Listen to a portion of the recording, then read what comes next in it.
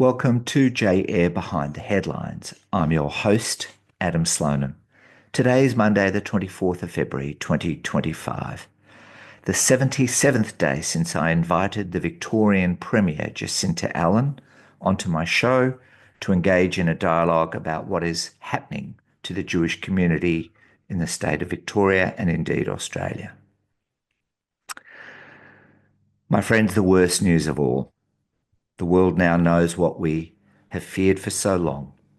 9-month-old Kfir, 4-year-old Ariel, and mother Shiri Bibis are dead.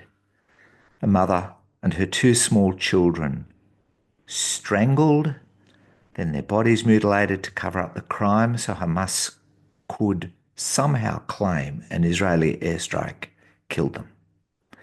But it wasn't enough. They didn't just kill them. Hamas staged a macabre handover of their tiny lifeless bodies like a theatre production, draping their makeshift stage and propaganda banners, turning their deaths into a grotesque spectacle, a lurid necro-carnival of death. And they put on a parade in the streets of Gaza, and in those streets they cheered. They cheered. My friend Peter Lerner posted 6 questions about this pre-civilizational barbarity. What is it that makes a man murder with his own hands 2 babies? What is the amount of hate? What is the level of moral deprivation? What did that man feel when he held those beautiful gingerhead babies as their lives seeped from his fingers? What type of sick society would permit and celebrate this? And what kind of people around the world excuse this?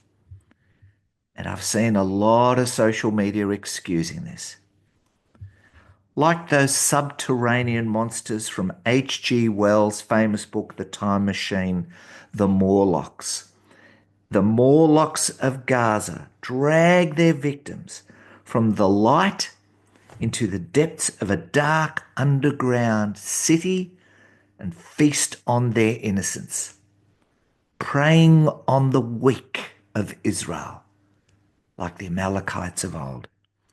A show of barbarism, a warning to the world, clear as day. We, Hamas, we worship death. We revel in suffering, and we will do it again and again and again. And yet, where is the outrage? Where are the mass protests for the Bibis children? Where are the candlelit vigils? Where are the headlines screaming of injustice? Where is the UN Secretary General, Antonio Guterres, who leaps to condemn Israel every time the IDF dares defend its people? And where is Pope Francis claiming to be the voice of morality, the defender of the meek? If the slaughter of a mother and 2 small children is not an abomination worthy of voice, then what is? Silence is not just cowardice, it is complicity. Like the international human rights NGOs, Amnesty International has used the last 16 months to produce reports accusing Israel of every crime it could think of. But for 500 days, the organisation, founded to free political prisoners, has said nothing of the Bibis family held in captivity. It said nothing on social media as the remains of those poor hostages were paraded before jeering and cheering Gazan civilians. Human Rights Watch said nothing. Save the Children International, which claims to ensure children are protected around the world, has not once taken a stand against the precedent for using children as hostages to ransom the release of murderers. It has not once mentioned the Bibis children on its website or social media. Disgraceful. The United Nations Children Fund, UNICEF, supposedly for every child, mentioned the Bibas children once in passing a year ago. Disgusting. Anti-Semites, the lot of them. There is a deep moral abyss staring us in the face. We, the civilized world, mourn these innocents. We grieve for their lives, stolen in the most depraved manner. And the supporters of Hamas, they rejoice. They parade on campus, march in streets, waving banners of terror, chanting for intifada, calling for resistance by any means necessary. And what does it actually mean? It means this. I want more Bibas families, more strangled and mutilated Jewish children, more horror, more suffering. Make no mistake, those who hid the Bibas family, those who aided Hamas, those who knew where these children were and said nothing, are complicit in the crime. They knowingly harboured hostages, protected their captors and celebrated death. And yet, in the streets of Australia, in the corridors of the universities, we're told that Israel and the Jewish people are the aggressors. The people who defend Hamas's barbarism, who justify their atrocities, who march through our streets screaming from the river to the sea, they are no different from those who held the Bibas children captive. The Greens, the academics, the marching demonstrators, the un-Jews of the Jewish Council of Australia, they are all complicit. They do not seek peace. They do not seek coexistence. They seek erasure. We are watching in real time the collapse of moral order in Australia. Where is the disgust? Where is the outrage? This is not just about Israel. This is about Australia. Because the sickness that allowed the slaughter of Shiri, Ariel and Kfir Babas, it is here now. It marches in our streets. It lectures in our universities. It preaches from pulpits. It spreads unchecked through mainstream and social media, and it has infiltrated every major institution. This is not a foreign conflict. It is here now. It is in our hospitals. It is in our schools. It is in our shops, and it is in our workplaces. Places where Jews are insulted, abused and marginalised. And our leaders, our so-called defenders of democracy, of freedom, nothing. There comes a moment when a nation must decide what it stands for. We, the Jewish people, know what side we are on. We mourn the Bibas family. We mourn for every hostage, for every innocent life taken in Hamas's reign of terror, and we mourn death on both sides. But we believe in the sanctity of life, in a future where children can sleep safely in their beds. And then there is the other side, the side that celebrates death, the side that waves Hamas flags in the heart of Sydney, the side that blames Israel for being attacked, the side that denies Jewish Australians the right to live in safety in their country. Australia, here is the question you must answer. Which side are you on? Do you stand with the innocents who are slaughtered, or do you stand with those who glorify their killers? Because let me tell you now, after 16 months of unrelenting assault, in which the head of AIJAC said recently the anti-Semitism is going to get worse, there is no middle ground. If you are silent, you are complicit. If you refuse to condemn, you are complicit. If you make excuses for terror, you are complicit. Never again means never again. We will not cower. We will not beg. We will not let this stand. We will fight for our right to peace and security, and we will fight for every last one of the hostages still held in Gaza, because we are all Bibas today. And all we ask is that you stand with us. We will never, ever forget the betrayal of those who left us standing alone in our hour of need. My guest today is well, some would say esteemed. I just think a terrific guy, Joel Burnie, Executive Manager of the Australia-Israel Jewish Affairs Council.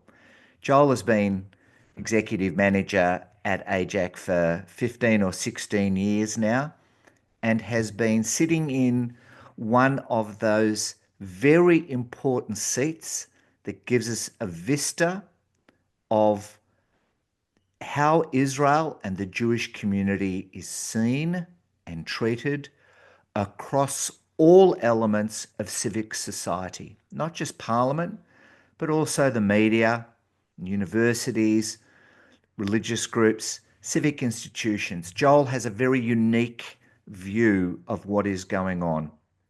But before we talk about where we are today and where the future's taking us, as I like to do with my guest, Joel, welcome to the show and tell us a little bit about yourself and how you first started with AIJAC.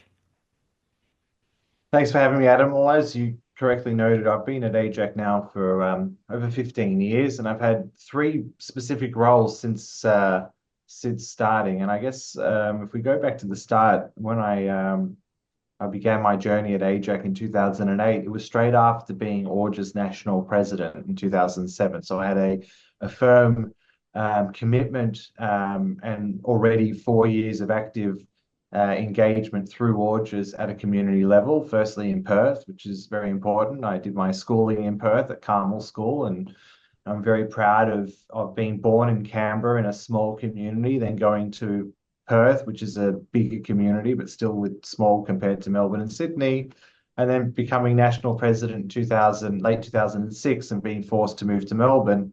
That really started a professional Jewish career. So my first stint at AIJAC was for 5.5 years as the student program coordinator. So what I did was primarily I utilized a well-established and already pre-existing student program that AIJAC would do through the Rambam program, and I'll get to that in a bit more detail shortly. But essentially, AIJAC would run very successful, in conjunction with AIJAC, very successful student trips to Israel, and I led 6 of them in my time at AIJAC, which and to give you the idea, throughout the story, you'll understand. Relationships are built at that time, and now some 15 years on, they still come home to bear fruits for the community. So James Patterson, for instance, very staunch supporter of Israel in the Australian Federal Parliament, currently Shadow Home Affairs Minister, and depending on how the election goes, will remain a senior member of is now a senior member of the Liberal Party leadership team. He went to Israel as a 20-year-old on one of our programs when I was a student program coordinator with AIJAC. He was at Melbourne University well before he was even thought about to be in the Senate. And his first trip to Israel was with me and with AIJAC. So leveraging off the experiences that we would have with the student groups with trips to Israel, we would also form those relationships and then maintain those relationships on campuses, which assisted AIJAC in their activities, assisted AIJAC with having more of our speakers on campus. And for a period of time, things were relatively good and quiet on the anti-Israel front, as we say at university. And to sort of illustrate the point, for 6 years, not only did AIJAC was successful in taking Labor members, student members, we were also able to take members from Labor left faction for the National Labor Students Organization, which at that time were the real power center of university campus executives, to the point that for 4 consecutive years, we had taken the incoming NUS president to Israel before they were elected. So our trips were in June, July, and the election for NUS president would be in September, October. And so we had the luck of being able to find who we thought was going to be the incoming NUS president and being able to send them to Israel. That doesn't happen anymore, and that's a problem, but we'll come back to that later. I took a 3-year hiatus from AIJAC when I graduated from my legal studies. And then after 3 years, I came back to AIJAC in 2016. Now, many of you may know what AIJAC does and what it is, and many in the community unfortunately don't. And without being overly self-critical of AIJAC and its, the arguable bad PR that we have for our own organization, it actually uh, works to our operational benefit to be able to do the majority of our activity without having to advertise and without having to take pictures of every time I meet someone. So on the one hand, there's method to our madness, but on the other hand, especially for the Jewish community, I think many would be surprised as to what we do and how successful we really are. So just in a nutshell, to those that may not know too much about AIJAC, so to those in Melbourne, no, I don't work for the football team. AIJAC stands for the Australia, Israel and Jewish Affairs Council, and was set up as a merger of three different organizations that existed beforehand. And we're essentially into three different divisions. So we have a think tank division, a very well-respected think tank division, where our original monthly publication of the Australia Israel Review is still in circulation. And a lot of our publications come out of our think tank division. So we have dedicated writers and policy analysts and senior policy analysts that really move the needle when it comes to impacting policy, not just on the Middle East, but also on Australian security and cooperation, on defense, counterterrorism, anything to do with that type of sphere within the public domain inside of Australia. AIJAC policy analysts are firmly involved within that sphere. We also have a lot of dedicated writers that write opinion pieces for the Australian print media. Since October 7, AIJAC as an organization, it's full-time staff, not part-time staff, not consultants, it's actual staff, have published over 90, that's 90 opinion pieces in the Australian print media since October 7. So that's just over 16 months. That's a Very good. phenomenal success rate of Yeah, very good. publication. Very good. So through our think tank division, we really are leading the way. And again, many people may not know, there may not be household names, our analysts. However, they are certainly within the upper echelons of the security and defense establishment in Australia. The second of the three pillars of AIJAC is our advocacy arm. So AIJAC deals not just with Israel, but also deals with issues affecting Jewish Australians, whether that be anti-Semitism and combating anti-Semitism, whether that be, increases in security funding or liaising with state and federal bodies on Jewish issues, not just Israel issues.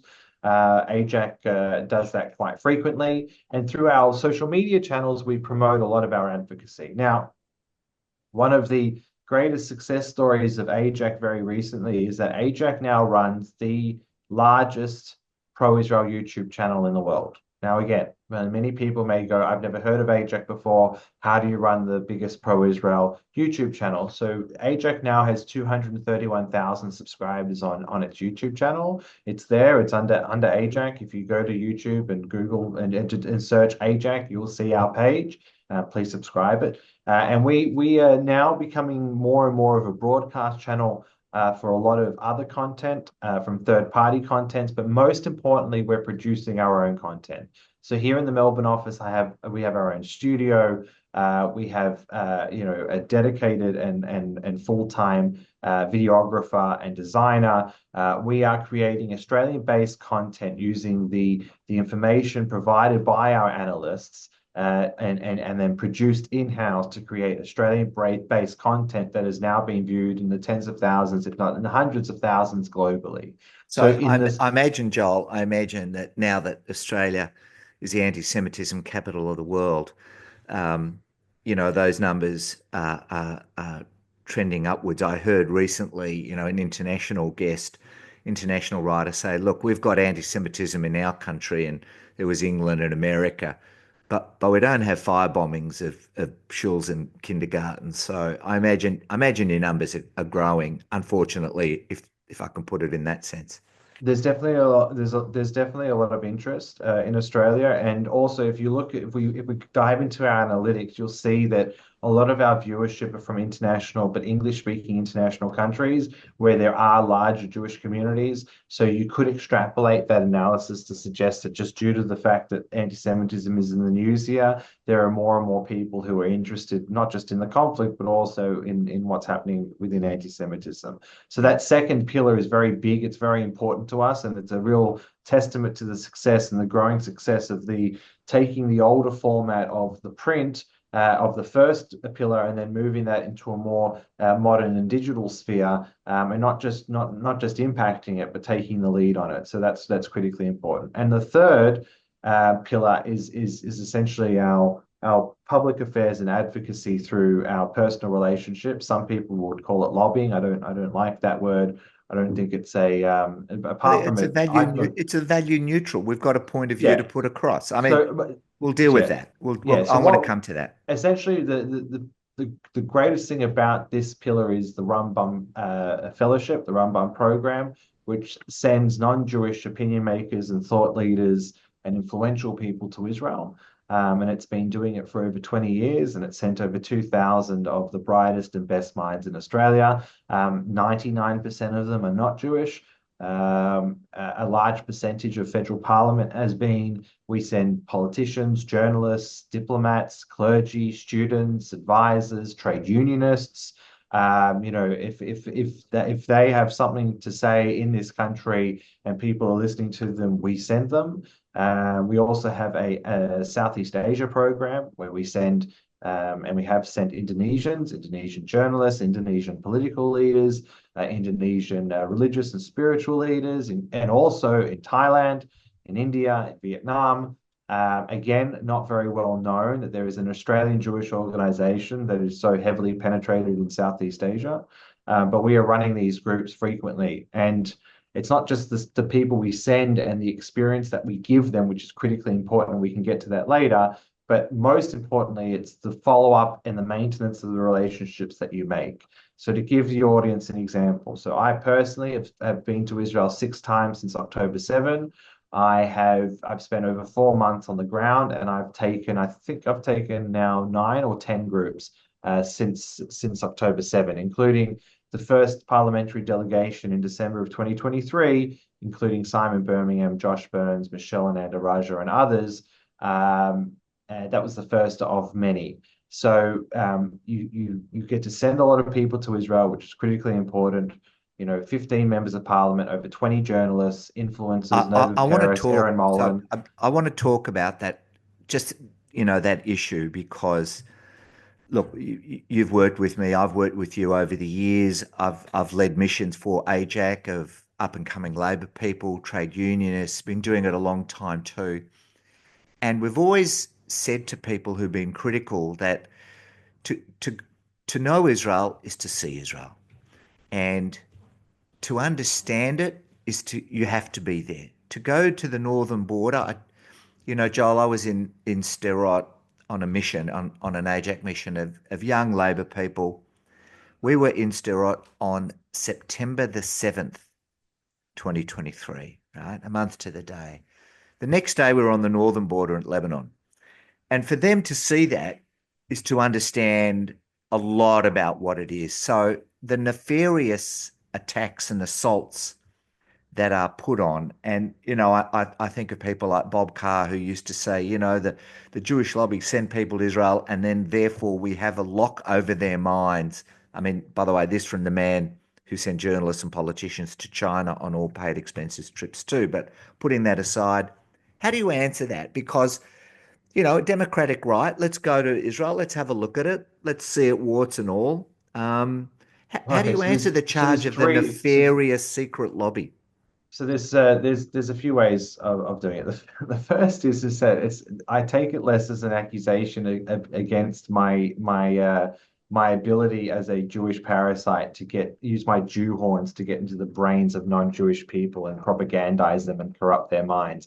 But the idea is, and actually I addressed this very early on in the program, sort of a bit of humor. Because if someone will say to their colleague, you shouldn't go because then the Jew is going to have the hold on you or they're going to corrupt your mind, it says more about the how easily a mind is corrupted than the person who's trying to corrupt it. Yeah. Meaning they're saying to their colleagues, you're feeble-minded, you're weak in mind, and someone's going to get pull the swifty over you. So when they hear it in those terms, it's like, well, hold on, that's actually it's more insulting against them as the non-Jewish potential participant than than the Jew themselves. The other thing is that the program is so transparent and as balanced as can be. And then thank God, because of the great access that AIJAC has, we balance it out by having Palestinian voices and unfettered Palestinian voices. In a traditional AIJAC program pre-October 7, when the security concerns inside the West Bank were different, all of our groups would go to Bethlehem and all of our groups would go to Ramallah. And when they would go to Ramallah, they would go to the refugee camp. They would go and meet with, Palestinian activists who are viciously anti-Israel, including including Mustafa Barghouti, Kandura Faris, and many others, and also meet officials from the Palestinian Authority. And up until October 7, we regularly met with the Prime Minister of the Palestinian Authority, who up until about a year ago was Mohammed Shtayyeh. So all of our groups would have access to to all the voices we could get, including Arab Israeli, including the religious, including lots of kaleidoscope of the cross section of Israeli society. So the strength of the program is that you could hate it from the start, you could be on it, and then you would be conflicted because you would find it very, very difficult to find things to hate, including the Israeli speakers, by the way. Now, in Israel, the Israelis are very up for being challenged. They want to be queried. They like tough questions. Many of them enjoy it, but most of them, if not all of them, do not take it as disrespect.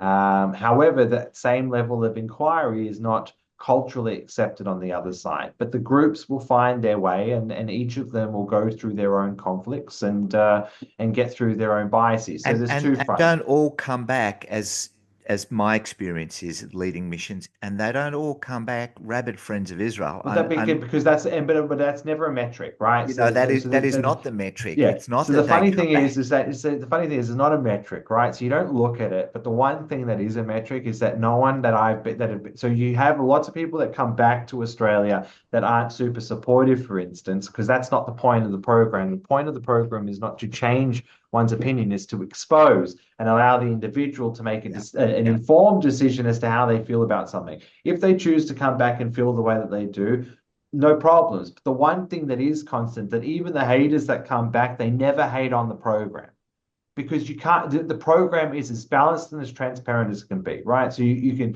can dislike things that you see, you can dislike things that you've heard, but people generally don't dislike the program. And here's the third and most important factor: the Palestinian lobby has and continues to send groups and delegations to Israel. And again, we shouldn't pay too much attention of falling into the trap of defending ourselves when it comes to a double standard that's applied to us by somebody else.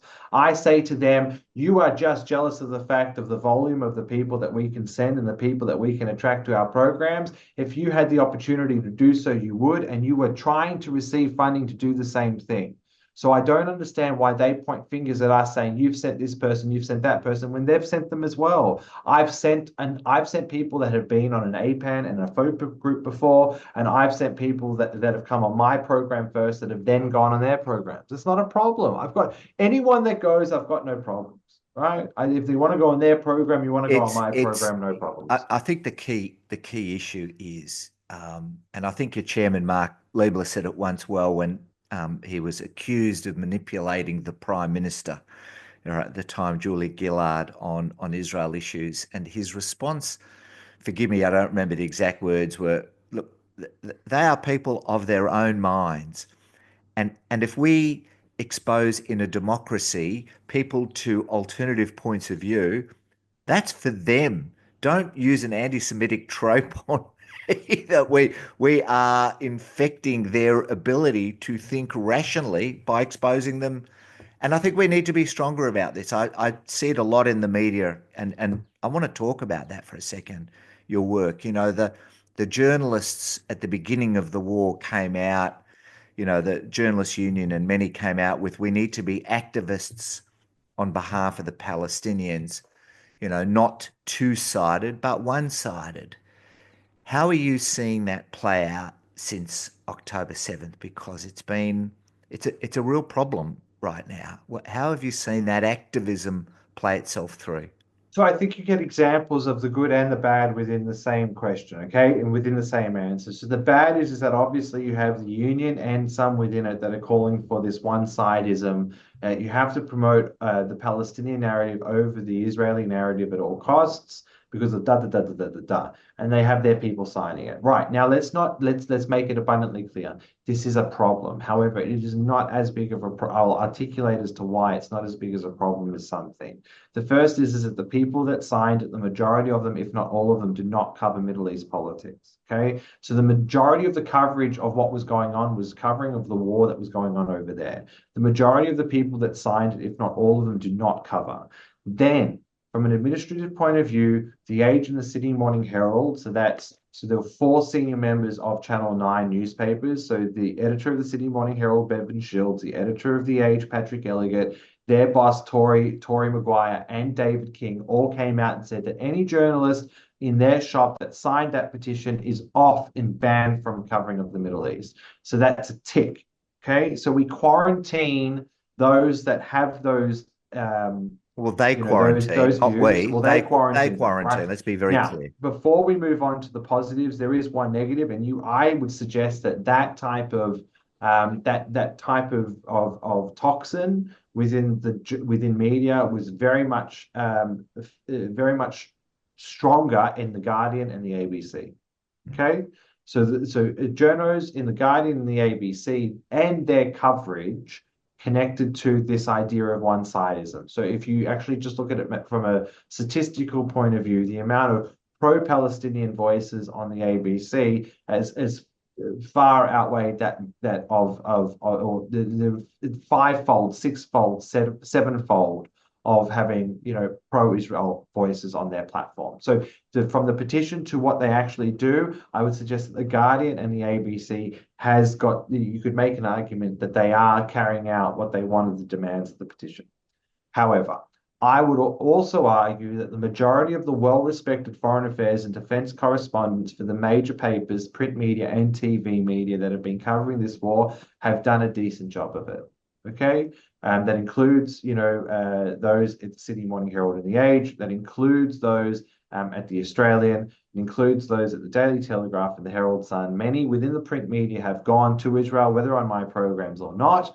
They've gone on their own. There are many TV journalists that have been there. Channel 9, Channel 7 have sent correspondents over there many times during the war I think that the coverage is my assessment. I think the coverage has been okay. And also when they come and seek comment from us on lots of different issues that are happening in the community, not just what's happening in Israel, but also what's happening locally with the explosion of anti-Semitism, I find that they're very receptive in both shops, in both the 9 papers and the News Limited media.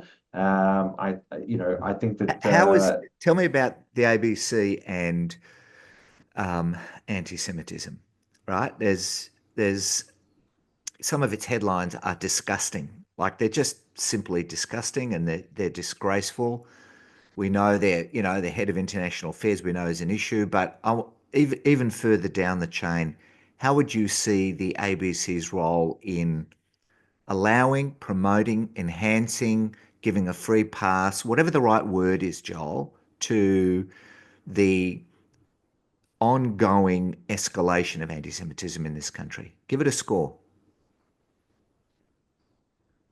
So it wouldn't surprise your listeners for me to say that I firmly believe that the ABC has a predominant political view, and that is of the left.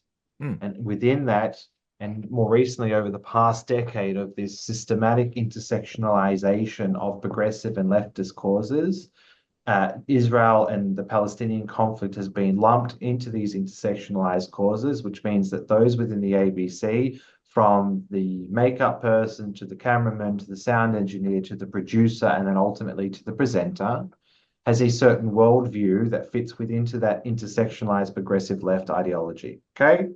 Yeah, we're agreed on that. Within that, it says that there is an oppressed and an oppressor. The oppressed are the Palestinians, the oppressor are Israelis. Okay, it's very, very simple. So everything that they do flows from that initial genesis point of the problem, right?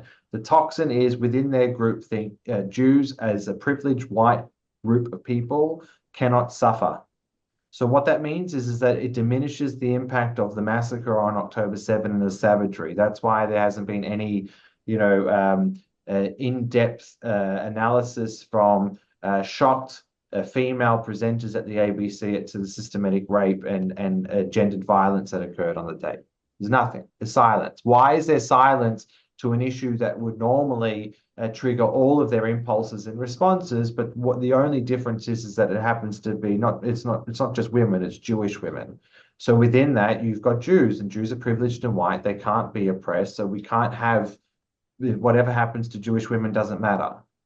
So that's where that's the essence of how they think when it comes to the conflict between Israel and the Palestinians, but And then that us? What about it extends locally to us. right? So it's saying that, oh, we can understand that there is anti-Semitism, but I heard something happening over here in another minorities community. Why am I just talking about Jews here?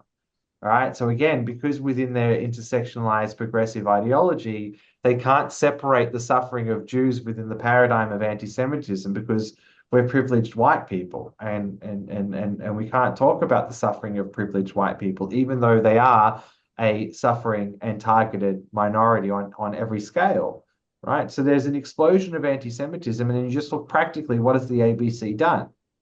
I've seen a handful of 730 report interviews about Jews feeling unsafe or whatnot. And the But one then with Josh balanced, Frydenberg, by the way, the one with Josh yeah. Frydenberg recently was a real breakthrough. It was a real breakthrough But that one was that one was with on with Sarah Sky. Henderson, 7:30.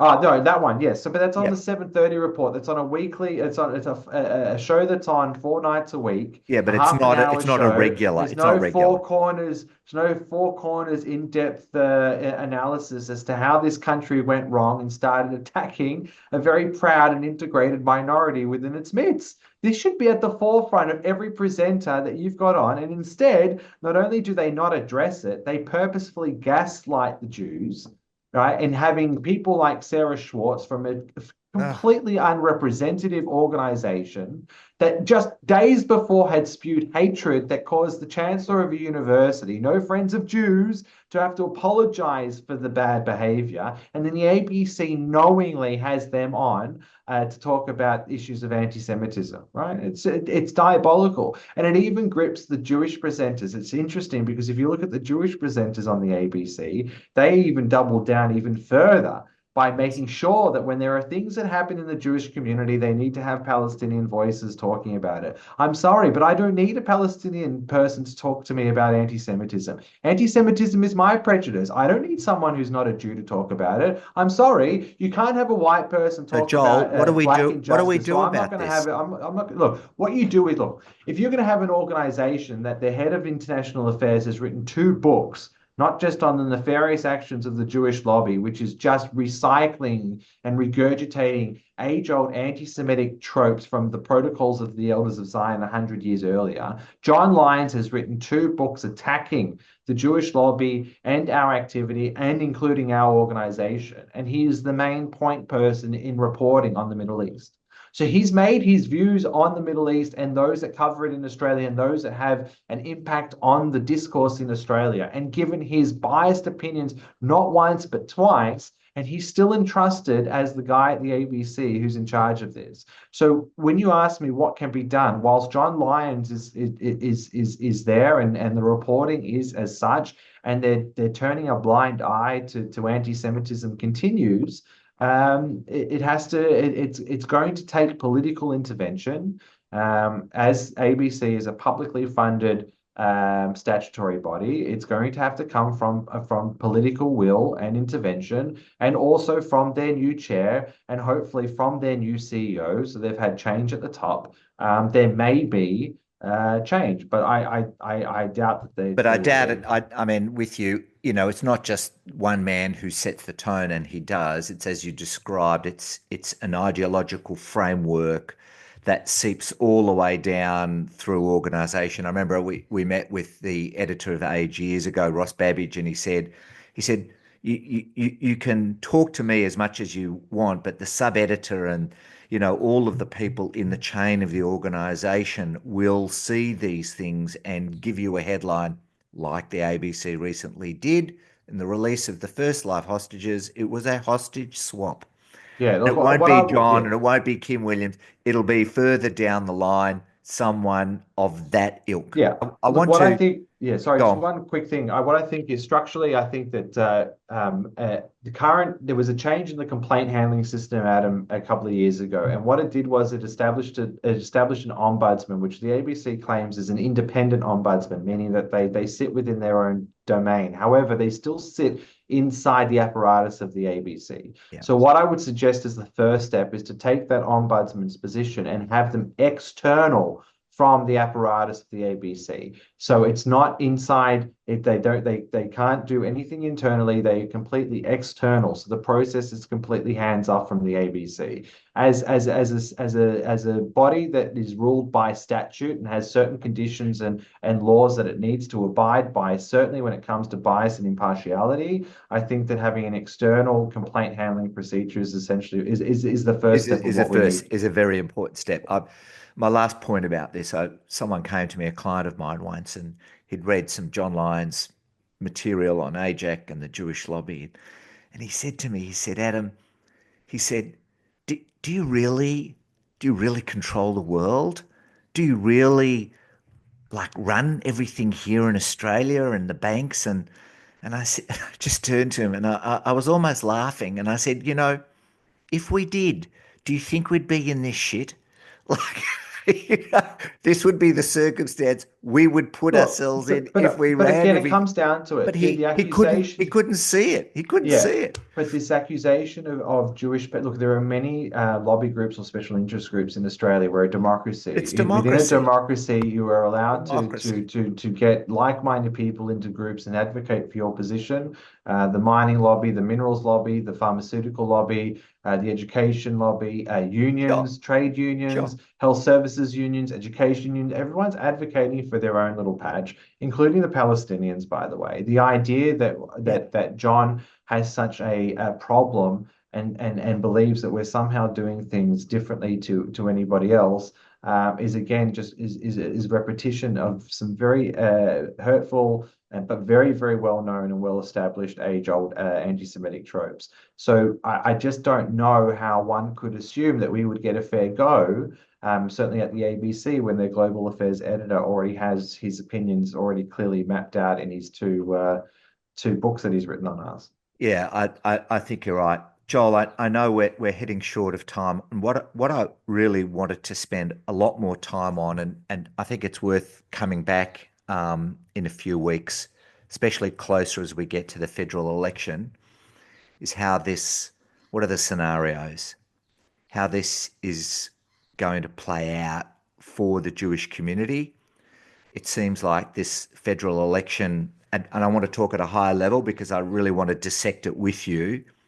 Those of us interested in it looked at the numbers, are very worried that we'll get a hung parliament and we'll get, a coalition government a coalition is not necessarily of the conservatives, but get a government where the Jewish community will be facing much tougher circumstances. From a high level, how do you see things play out over the course of the next so many months? So the most critical thing that I can say now, and that I'll probably say if I come back on, is that the Jews and the Jews will not determine the outcome of this election. So let me reiterate: the Australian Jewish community will not be responsible for the outcome of the next Australian federal election. Yeah. Okay, now that doesn't mean that Jewish issues or issues that are plaguing the Jewish issues, and they're lumped in what you call law and order. So law and order has increased in its in the In the electoral hierarchy, machinations, its hierarchy of it's what's still cost important. of living. Yeah. it is because of the nature of things. Law and order's Yes. gone up to number three Correct. now. So anti-Semitism and the explosion of anti-Semitism that we've seen in Melbourne and Sydney predominantly, but in other centres as well, that falls into law and order, and we can already see that there's an increase of interest in law and order as a piece within the election. Yeah. However, just due to where the Jews are, there aren't enough seats so I wouldn't want to say, well, it was because of anti-Semitism that this happened, or it was because of anti-Semitism that happened. So I want to be very, very careful with that. But what is clear is that what's happening to Jews is becoming an increasingly more important electoral issue. The worst case scenario, what you're talking about, is a minority government where Anthony Albanese forms minority government with the assistance of the Greens. And that assistance can be as formalized within a coalition agreement, where they actually sit in minority government together, or it could be a promise of voting in favor of supply bills, but then everything else is up for negotiation. That's a problem. And that's a problem because the Prime Minister has stated on many occasions, as has many inside the ALP, that the Greens are rightly so an anti-Semitic party. The behaviour of the Greens over the past 16 to 7 months is going to be a continued black stain on the Australian Greens Party for many, many years to come. They have ceased to be a party that cares about the environment or climate change issues and have become exclusively a party of the socialist left, and again adopting the more radical approach within that progressive There are intersectionalized friends of paradigm. mine, there are friends of mine who have been Green supporters all their life, are Correct. horrified at the dismissal of the environment as a top issue. I know, and I just wanted to get that headline with you, Joel. We're going to have to finish up. I would like to come back pretty soon. Next week, fingers crossed, Peter Lerner is coming on to the show, and we're going to have a chat about the view in Israel, which you've been there, I've been there since, you've been there many times, is a country torn asunder, I think, in so many ways. Joel, thank you for your time Thank you, coming Adam. on today. You've given us a real clear exposition of AIJAC and some of the challenges we face. Let's come back in a few weeks and deep dive into Parliament and the election that's coming. Thanks for your time Fantastic. today. Thanks, Adam.